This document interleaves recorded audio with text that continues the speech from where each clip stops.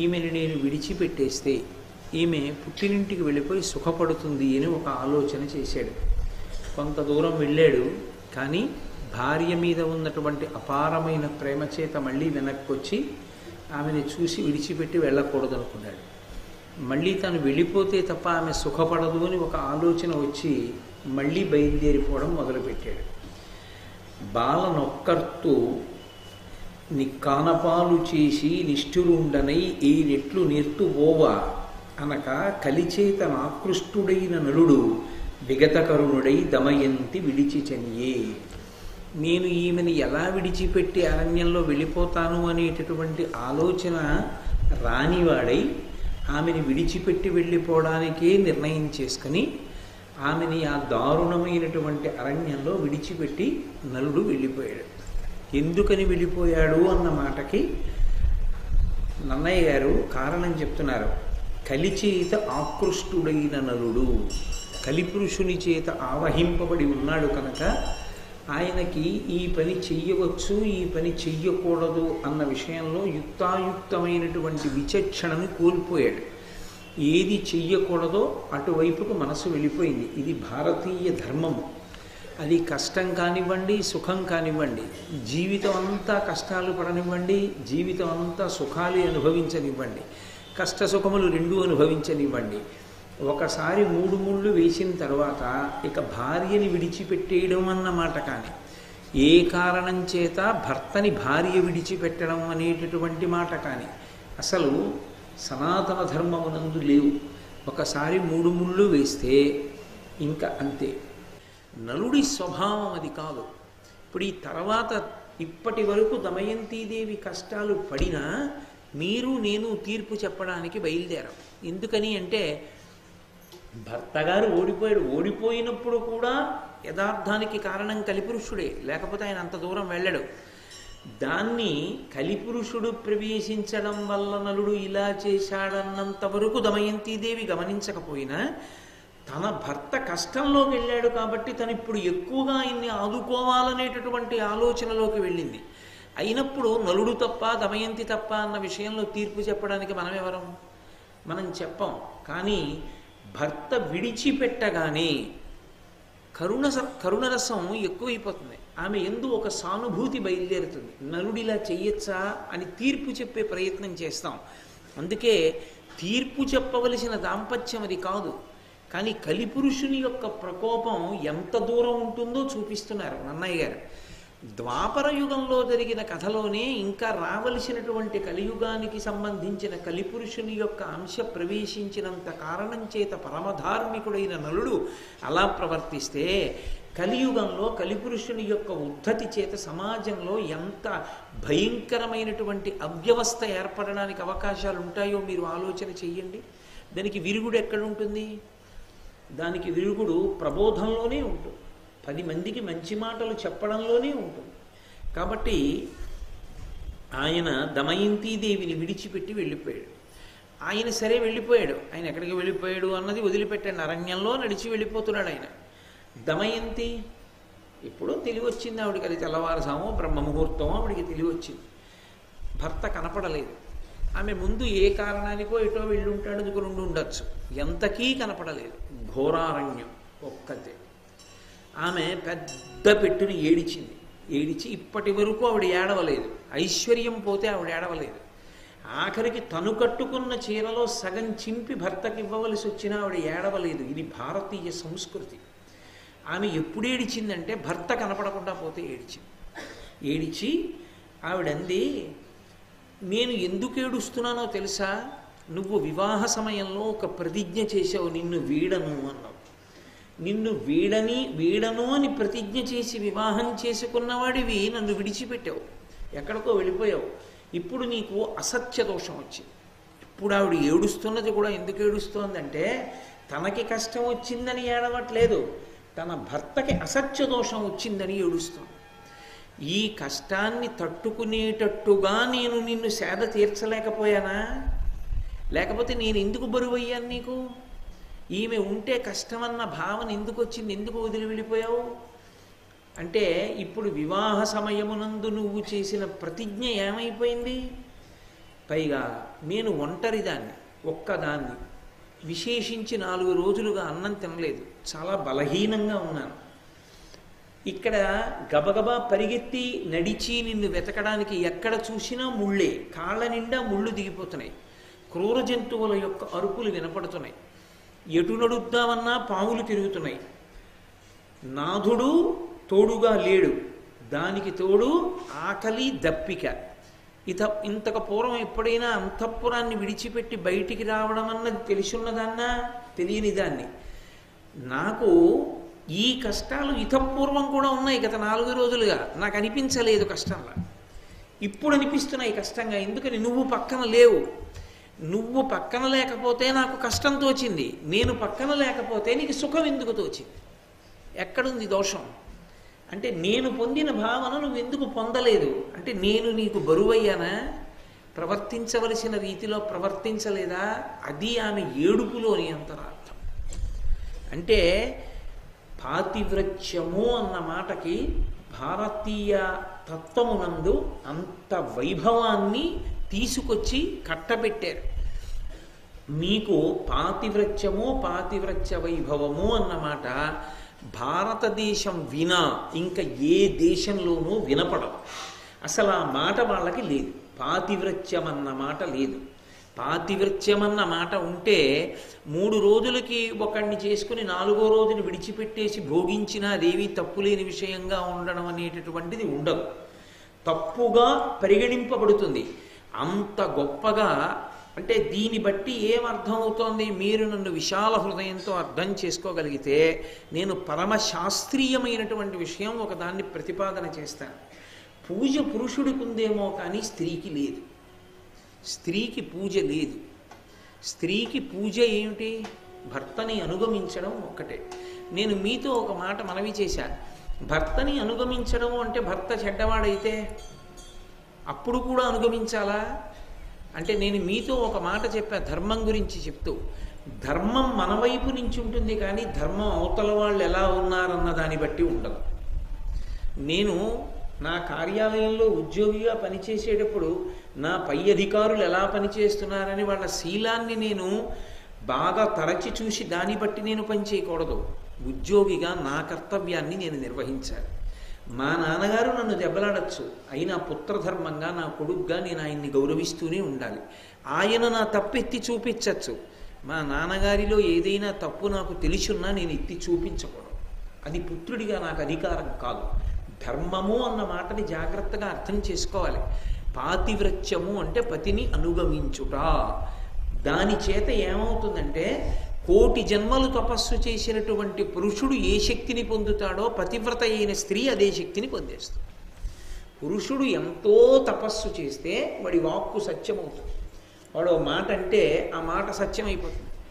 కేవల పాతివ్రత్యము చేత ఆడదాని మాట కూడా అంతే మహాతపస్విని అవుతుంది. ఆవిడ నోట ఒక మాట అంటే అది జరిగిపోతుంది అంతే. కాబట్టి దమయంతీదేవి నలుండి తెప్పి పొడుస్తోంది అని అర్థం చేసుకోమన్నది భారతంలో నన్నయ్య గారి హృదయం కాదు. దమయంతీదేవి యొక్క పాతివ్రత్యాన్ని అర్థం చేసుకోమని ఆయన హృదయం. ఎందుచేత అంటే మీరు చూడండి, అమ్మ, నాన్న, బాబు, నా చిట్టి, నా కన్నా అని పిలిచి ముద్దు చేసి బుజ్జగించినప్పుడు మీ మాట వినడం గొప్ప కాదు. మీరు నిష్కారణ కోపంతో ఇలా వేలు చూపించి బుద్ధుందా లేదా నీకు అన్నారనుకోండి, అప్పుడు కూడా ఎంతో ప్రేమగా ఒక్క మాట అనకుండా సంతోషంగా వచ్చి మిమ్మల్ని అనుగమించారనుకోండి, అది ప్రేమకి పరాకాష్ట కాదు. బతిమాలినంతసేపు, ముద్దు ముద్దుగా చూసినంతసేపు సంతోషంగా ఉండి కొంచెం కోపగించేటప్పటికి వైముఖ్యాన్ని ప్రదర్శించి 1 గంట సేపు మాట్లాడలేదనుకోండి, అప్పుడు అది పరిపూర్ణత ఎలా అవుతుంది? అది అవదు. అది పురుషుడా స్త్రీయా నేను చెప్పట్లేదు, ఎవరైనా కూడా. ఇప్పుడు అవతల వారిని నేను చాలా బాగా అర్థం చేసుకోవడము అన్న మాటకు అర్థం ఏమిటి? వాళ్ళ బలహీనతని నేను కప్పుకురాగలగడం కాదు. వాళ్ళకు బలహీనత ఉంటే నేను దాన్ని కప్పగలగాలి. వాళ్ళు ఏదో తొందరపడి మాట్లాడారనుకోండి, నేను క్షమించగలగాలి. అలా క్షమించలేకపోయాను అనుకోండి, ఇంకసలు ఆ ప్రేమకు అర్థం ఎక్కడుంది? అది ప్రేమే కాదు, అది అర్థం లేదు. ఇంకా అది దాంపత్యంలోకే వస్తే ఇంకంతకన్నా వ్యాపారాత్మకమైన దాంపత్యం ఇంకోటి లేదు. వాళ్ళిద్దరూ సంతోషంగా ఉండాలంటే ఎవరికి ఏ కోపం ఉన్నా నా బుజ్జి నాకన్నా అనే అనుకోవాలి. ఎవరు ఎవరి మీద కోపం కూడా పడకూడదు. ఎవరు ఎవరిని కారణం లేకుండా మాట్లాడకూడదు. కారణం ఉంటేనే మాట్లాడాలి. అంటే కారణం ఉంటే తగినంత కారణం చూపించగలనంటే కోపగించాలంటే అదో వ్యాపార సంస్థ కార్యాలయమో అయి ఉండాలి. ఎందుకంటే కోపగించారంటే ఇదిగో ఈ కారణం ఉంది కాబట్టి నీకు మెమో ఇస్తున్నాను అన్నట్టు. ఈ కారణం ఉంటే కోపగించాలంటే ఇంకా సంసారం ఎందుకు అవుతుంది? కాబట్టి దమయంతీదేవి యొక్క జీవితంలో ఆమె యొక్క పాతివ్రత్య బలం ఎటువంటిదో ఆవిష్కరిస్తున్నారు. ఆ తల్లి ఇంత ఏడుస్తూ ఆ నలమహారాజు గారిని వెతుక్కుంటోంది, భర్తని. వెతుక్కుంటున్న సమయంలో అకస్మాత్తుగా ఒక కొండ చిలువ వచ్చి పట్టేసుకున్నాడు. పట్టుకుని ఆవిడ్ని మింగేస్తుంటే ఆవిడంది, ఇంకనైన నన్ను ఏల ఆలింపవు నాకు శరణమగుము నాథా అనుచు అరచచున్న దాని ఆక్రందన ధ్వని వినుచు ఒక్క ఎరుకు వేగవచ్చి. ఆమె అప్పుడు ఏమందంటే, ఇప్పటిదాకా నేను నిన్ను వెతుకుతున్నాను, ఇప్పుడు ఇక నేను వెతకలేను. ఇప్పటిదాకా నాకు ఎంతో అంతో ఓపిక ఉంది కాబట్టి నన్ను నేను రక్షించుకున్నాను. ఇప్పుడు కొండ చిలవతో యుద్ధం చేసి రక్షించుకోగలిగిన శక్తి నాకు లేదు కాబట్టి నేను శరణాగతి చేస్తున్నాను ఎవరిని? భర్తని. కాబట్టి శరణాగతి అన్న మాటకు అర్థం ఏంటి? ఒకవేళ నేను ఏదైనా దుడుకు పని చేసి ఉన్న కారణం చేత మీరు నా నుంచి దూరమైనా మీరే నాకు రక్షకులని భావన చేస్తున్నాను కనుక నా రక్షణ యందు నేను ఏ ఉపాయమును అనుష్ఠించలేను కనుక మీరు ఇప్పుడు వచ్చి రక్షించండి కనీసం. అయ్య బాబోయ్, అసలు ఇంకా అంత తీవ్రంగా అటువంటప్పుడు కొండ చిలవ పట్టుకున్నప్పుడు కూడా మాట్లాడాలంటే ఆవిడిది గుండె కాదు, అదొక అమృత భాండం అంతే.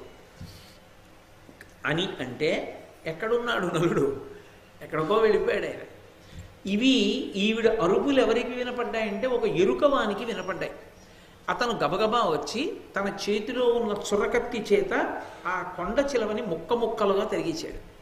కొండ చిలవ పడిపోయింది. ఆవిడ కొండ చిలవ నుండి విముక్తురాలైంది. అతను వెళ్ళాడు, ఆ ఒంటి నిండా నెత్తురు అంటుకుంది, ఏట్లో స్నానం చేశాడు. అరణ్యంలో దొరికేటటువంటి మంచి ఫలాలు, దుంపలు, తేనె మొదలైనవి ఆకులు తెచ్చి అక్కడ పెట్టాడు. ఆమె ఆ పళ్ళు అవి తింది. ఆమె తిన్న తరువాత అతను ఆమెని పరీక్షగా చూశాడు. ఆమెలో అందం ఆయన కంటపడింది. అప్పుడు కనబడగానే అతని మనసులో కలగకూడని కోరిక కలిగింది, కామ ప్రచోదనం అయి ఆయన నోటి వెంట ఏ మాట రాకూడదో అటువంటి మాట వచ్చి అంత మహాపతివ్రతమైనటువంటి దమయంతీదేవితో కూడడానికి ఆయన సంకల్పం చేశాడు. అంతకన్నా ఇంకా సభాముఖంగా చెప్పవలసిన అవసరాలు ఉండవు, అర్థం చేసుకోవచ్చు. అగ్నిశిఖయుబోలే అంటను డాయను చూడరాని ఎట్టి శుభచరిత్ర ఎరుకలేని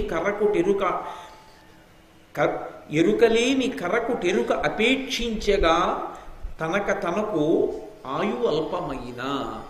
ఎటువంటి తల్లిని అపేక్షించాడు?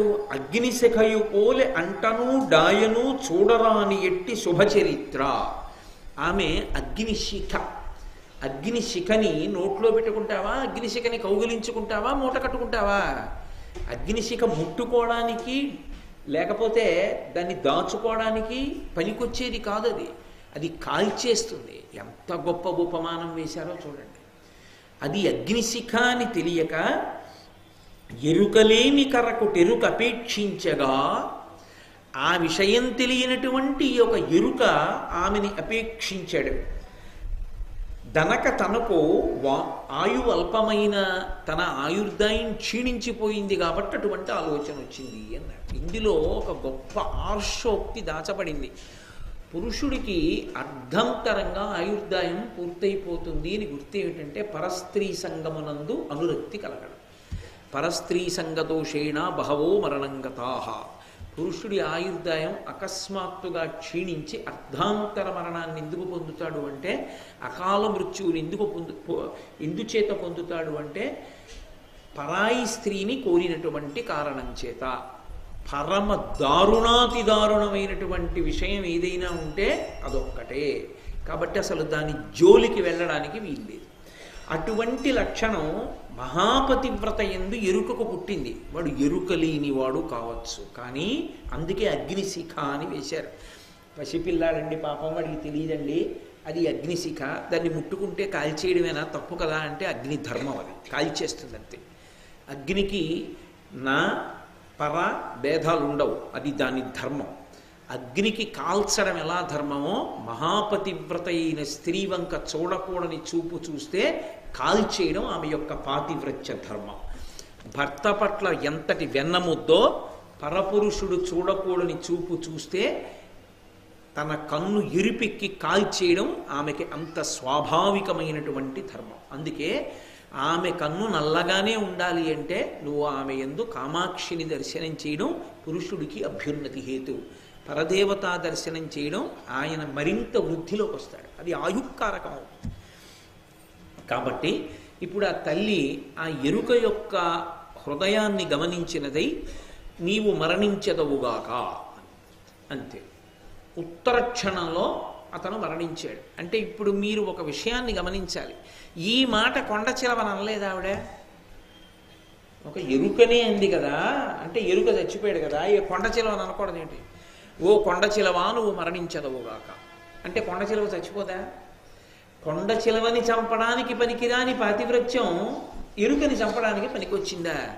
అంటే ఒకవేళ శరీరం చచ్చిపోవలసి వస్తే, ప్రాణం పోవలసి వస్తే ఆవిడ పాతివ్రత్యాన్ని అడ్డు పెట్టదు, వదిలేస్తుంది. ప్రాణంతో ఉండి శీలాన్ని కోల్పోవలసి వస్తే పాతివ్రత్యాన్ని అడ్డు పెట్టదు. అంటే దేనికన్నా ఏది గొప్పది ఆవిడికి? ప్రాణం కన్నా శీలం గొప్పది. ఇది భారతీయ స్త్రీ యొక్క తత్వం. ఇది వెంటనే పక్క పద్యాల్లో నిరూపణం చేస్తున్నారు నన్నయ్య గారు. అది తెలిసున్న నాడు అసలు స్త్రీని ఎంత గౌరవించిన దేశమో, స్త్రీకి ఎంత పట్టం కట్టిన దేశమో, మహాకవులు ఎంత గొప్ప రచనలు చేశారో అర్థమవుతుంది. అంతేకాని అర్థం పర్థం లేని విషయాలన్నీ తీసుకొచ్చి వేదికలెక్కి వాళ్ళకే సరిగ్గా తెలియని విషయాల గురించి మాట్లాడడం, అక్కర్లేని విషయాలు స్త్రీలలో రెచ్చగొట్టడం అర్ధపాండిత్యం ఉన్న వాళ్ళు చేసే లక్షణం. కాబట్టి ఆమె బయలుదేరి నడిచి వెడుతోంది నలమహారాజు గారిని వెతుక్కుంటూ. వెడుతూ ఉండగా నన్నయ్య గారు ఒక మాట అన్నారు, అబ్బోయి అసలు నిజంగా అది చదవవలసిందే తప్ప, అనుభవించవలసిందే తప్ప, ప్రవచనం ఏదో కొన్ని పద్యాలు చెప్పగలను కానీ అన్ని పద్యాలు నేను ఎక్కడ చెప్తూ కూర్చోగలను. వారిభక్షులు, పర్ణభక్షులు, వాయుభక్షులు, శాఖ నివారభక్షులు, వృక్షమూల నివాసయుక్తులునై తపంబారచేయు మహామునీంద్రుల ఆశ్రమం బెడగాంచే అంభోరుహాక్షి పురాసమార్జిత పుణ్యకర్మ ఫలంబునన్. ఆమెకి ఒక మునిపల్లె కనపడింది. ఆ మునిపల్లె ఆమెకే కనపడుతుంది తప్ప ఎవరికీ కనపడదు. అది నన్నయ్య గారి హృదయం. అదేంటి, అక్కడ మునిపల్లె ఉంటే అందరికీ కనపడుతుంది, ఒక్క దమయంతికే ఎందుకు కనపడుతుంది అంటే వాళ్ళు దమయంతికే కనపడాలని వచ్చిన వాళ్ళు తప్ప అన్యులకు కనపడాలని వచ్చిన వాళ్ళు కాదు. వాళ్ళు ఎవరికి కనపడాలనుకుంటారో వాళ్ళకే కనపడగలరు. అంతటి మహాతేజస్సులైన మునులు వాళ్ళు. అంతటి మహాతేజస్సులని ఎలా చెప్పగలవు?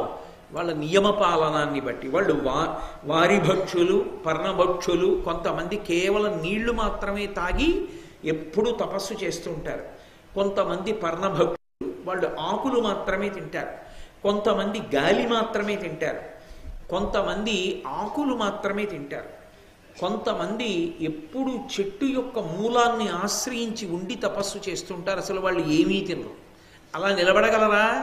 వాళ్ళకి అది సాధ్యమైంది.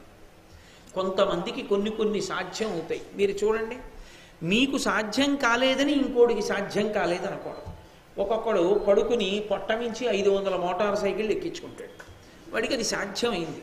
పేపర్లో వేస్తేను, టీవీలో చూపిస్తేను, నువ్వు చూస్తేను నమ్ముతావు, వాడు ఎక్కించుకున్నాడండి అని వాడికి సన్మానం చేస్తావు. ఒక మునిపల్లె అలా తపస్సు చేయగలిగిన వాళ్ళు ఉన్నారు అంటే నువ్వు చూడలేదు కాబట్టి ఉండరు అంటే అంతకన్నా అన్యాయమైన విషయం లోకల్లో ఇంకోటి లేదు. అదే నిజమైతే ఈ భూమి తిరుగుతోంది అన్నది కూడా నీకు తెలియదు. భూమి తిరగడం నువ్వు చూసావా ఎప్పుడైనా? మరి నువ్వు చూడకపోయినా భూమి తిరుగుతోందిగా, మరి భూమి తిరుగుతున్నది నీకు కనపడకపోయినా నువ్వు అంగీకరించినప్పుడు మహా తేజస్సులైనటువంటి వారు తాము కనపడాలనుకున్న వాళ్ళకి కనపడతారని అన్నయ్య గారు చెప్తే నువ్వు నమ్మాలి. నేను నమ్మానంటే నీ మూర్ఖత్వం, దానికి పరిష్కారం లేదు ఇంకా.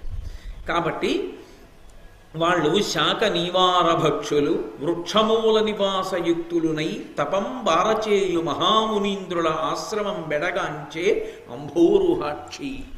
తామర రీకుల వంటి కందులు కలిగినటువంటి దమయంతీదేవికి ఆ మునిపల్లె కనపడింది.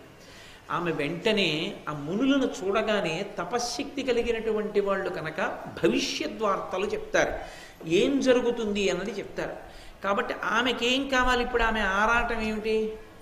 నలుడు ఎక్కడున్నాడు అదొక్కటే ఆవిడ ఆరాటం. ఆమె పరుగు పరుగున వెళ్ళి ఆవిడ అడిగిన మాట ఏమిటో తెలుసా? నలమహారాజు గారు ఇలా వెడుతూ మీకేమైనా వచ్చే పాదాలకు నమస్కరించి వెళ్ళారా అని అడిగింది. మా ఆయన్ని చూశారా అని ఆవిడ అనలేదు. తపస్సు చేసుకుంటున్న వాళ్ళకి అదే పని, ఎవడు వెళ్ళిపోతున్నాడో ఎవడు వస్తున్నాడో చూడడం. వాళ్ళు చూడరు. వాళ్ళు ఎందుకు చూడాలి? తన భర్త వాళ్ళు మునులు అని వెళ్ళి నమస్కారం చేస్తే వాళ్ళు కళ్ళు విప్పి చూడాలి. తన భర్త అలా వెళ్ళడు, ఎటో వెళ్ళిపో ఉంటాడు అని ఆవిడ అనలేదు.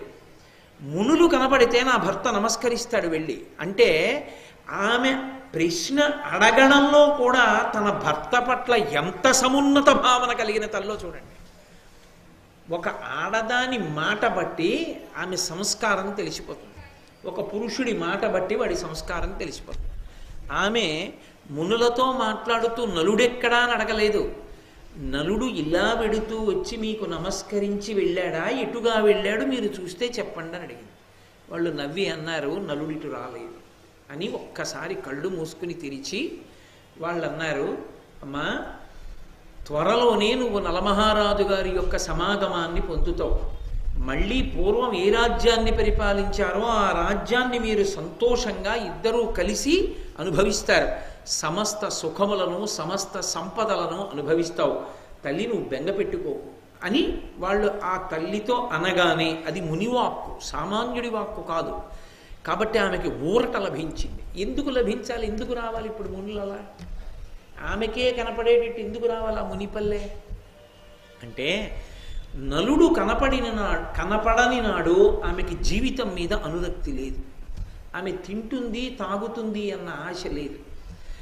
ఆమె అలా లేకపోతే ఆమె శరీరం పడిపోతుంది. శరీరానికి ఓ ధర్మం ఉంది, పెడితే బతుకుతుంది, నీళ్లు పోస్తే బతుకుతుంది. ఆహారం పెట్టి నీళ్లు పోయకపోతే అది బతకదు. దాని అవసరాలు అది అడుగుతుంది, దానికి పెట్టాలి. ఆకలేస్తోంది అంటుంది, అన్నం పెడితే ఊరుకుంటుంది, లేకపోతే అదేం ఊరుకోదు, శోషిస్తుంది. అప్పటికి 5 రోజులైంది. ఆవిడ శరీరం పడిపోతే, మహాపతివ్రత శరీరం పడిపోకుండా రక్షించడం పరమేశ్వరుడు యొక్క ధర్మం. ఆయన ఎవరు చెప్తే ఆవిడ సమాశ్వాసిస్తుందో నమ్ముతుందో వాళ్ళని పంపాడు. అందుకే ఎవరికీ అవసరం లేదు ఆ మునిపల్లె కనపడడం, ఆవిడ కొరకు వచ్చారు, అందుకే ఆవిడికే కనపడింది. వాళ్ళు ఈ మాట చెప్పగానే ఆవిడ చాలా సంతోషించింది. అంటే ఇప్పుడు ఆవిడికి బ్రతుకు మీద ఆశ అంకురించింది.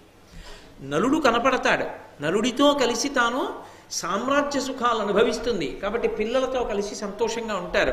ఇప్పుడు ఆమె శరీరాన్ని ఉపేక్షిస్తుందా? నిలబెట్టుకుంటుంది, అన్నం తింటుంది, నీళ్లు తాగుతుంది, బతుకుతుంది, ఉంటుంది. దేనికోసం? నలుడి కోసం.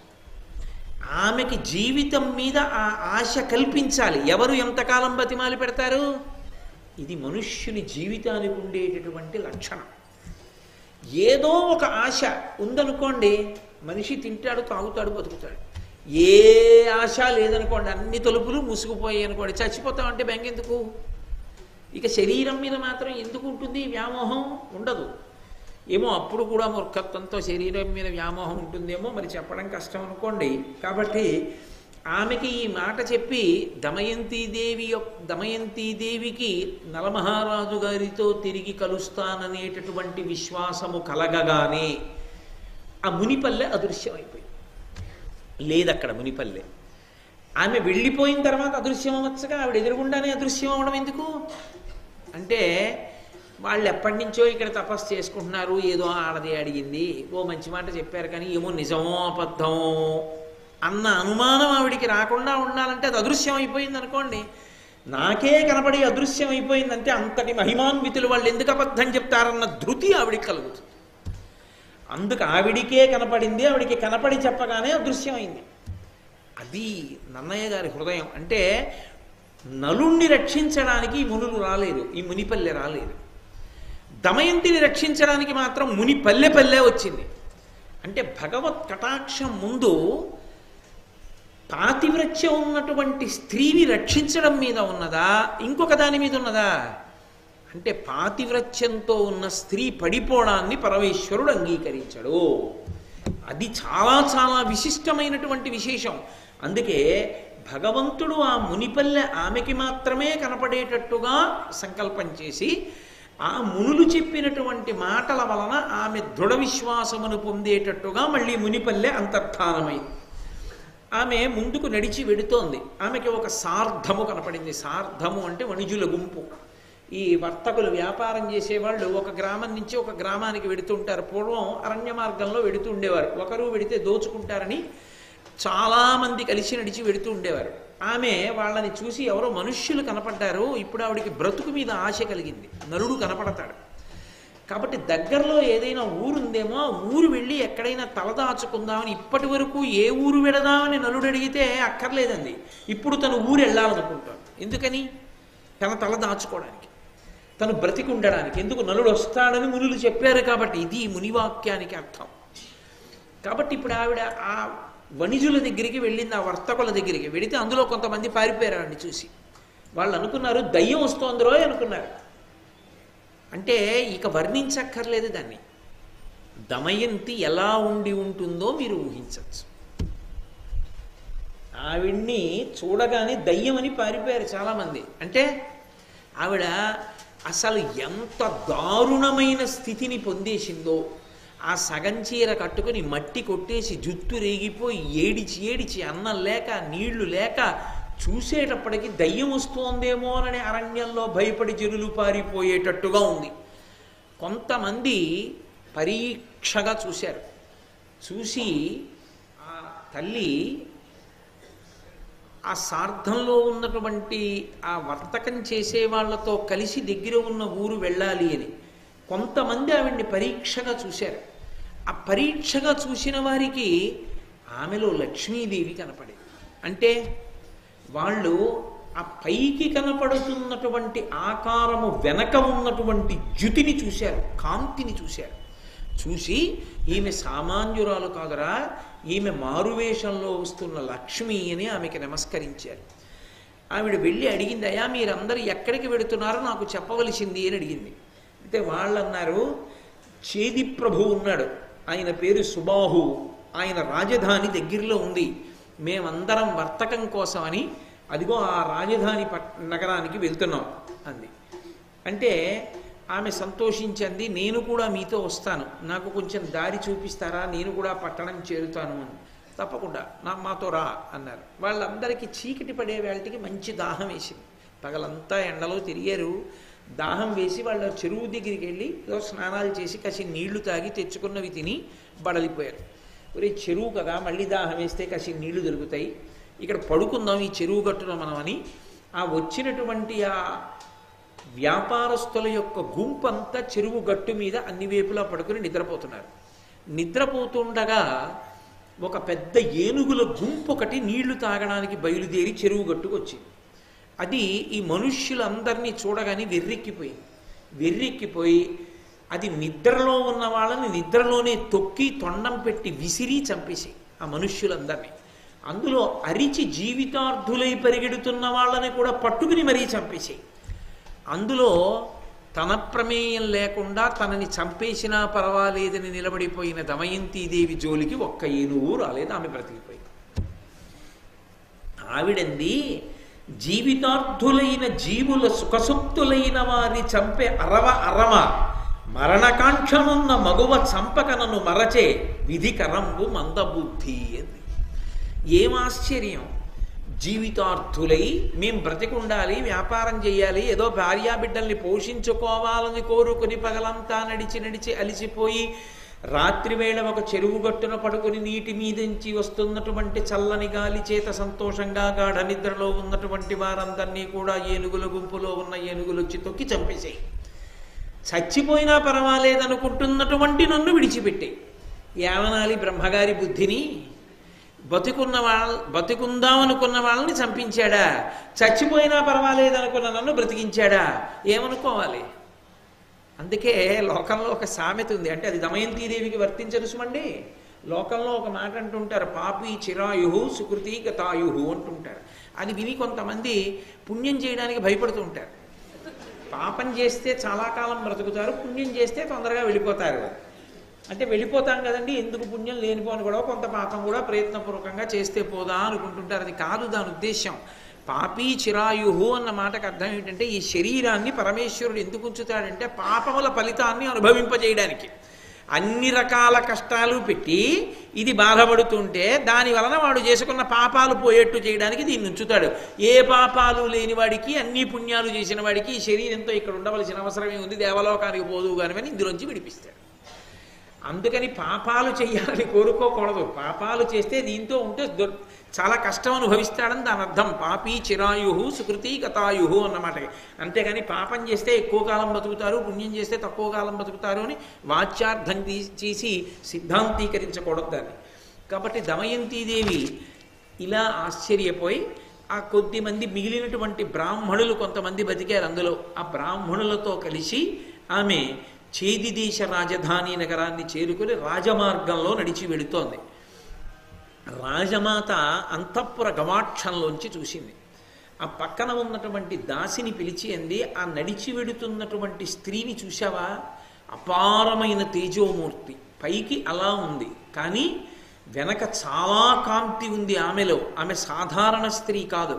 ఆమె ఎందుకు అలా వెడుతోంది? ఆమెని చూస్తే నాకు అనురక్తి కలుగుతోంది. నాకు ఆమెని చూస్తే ఏదో బాంధవ్యం లాగుతోంది. ఎందుకో ఆవిడ్ని పిలవాలనిపిస్తోంది, ఎందుకో ప్రేమతో పలకరించాలనిపిస్తోంది. ఇలా తీసుకురా. మన వాళ్ళు అంటుంటారే, రక్త సంబంధం అండి లాగుతుంది అంటారు. చూశారు ఎంత గుప్తంగా దాచారో నన్నయ్య గారు. ఇక్కడెక్కడ ఈ మాటకి తాత్పర్యం ఏమిటో చెప్పలేదు. ఈ మాటకి తాత్పర్యం ఏమిటో తర్వాత చెప్తారు. కానీ ఇది మర్చిపోకూడదు. ఈ మాటలు మాత్రం గుర్తుపెట్టుకోవాలి, రాజమాత అన్న మాటలు. అంటే ఆ దాసి వెళ్ళి గబగబా ఆవిడ్ని తీసుకొచ్చింది. ఎవరమ్మా నువ్వు, ఎందుకు ఇలా ఉన్నావు అని అడిగింది. అడిగితే ఈ దమయంతీదేవి ఏంది, అమ్మా నేను నా భర్త కలిసి అరణ్య మార్గంలో బయలుదేరాం. నా భర్త ప్రభువు, రాజ్యాలు నిలినవాడు. కానీ మేమిద్దరం కష్టసుఖాలలో ఒకరికొకరం తోడై ఉండాలనుకుని కష్టకాలమునందు అరణ్యంలో వెడుతూ ఇద్దరం కలిసి పడుకున్నాం. నా భర్త నన్ను విడిచిపెట్టి వెళ్ళిపోయాడు ఒక రాత్రి వేళ అని చెప్పలేదు దమయంతిది. ఆ మాట ఆవిడ అనదు. ఆయన ఎందుకు వెళ్ళారో ఆవిడ ఎంతసేపు ఆలోచించినా ఆవిడ ఉద్దేశం ఏంటంటే, నేను ఆయనకి ఎందుకు బరువు అయ్యానో తప్ప ఆయన నన్ను విడిచిపెట్టి వెళ్ళిపోయేటటువంటి హృదయం ఉన్నవాడు కాదు. అది ఆమె పాతివ్రత్యం, ఆవిడ గొప్పతనం.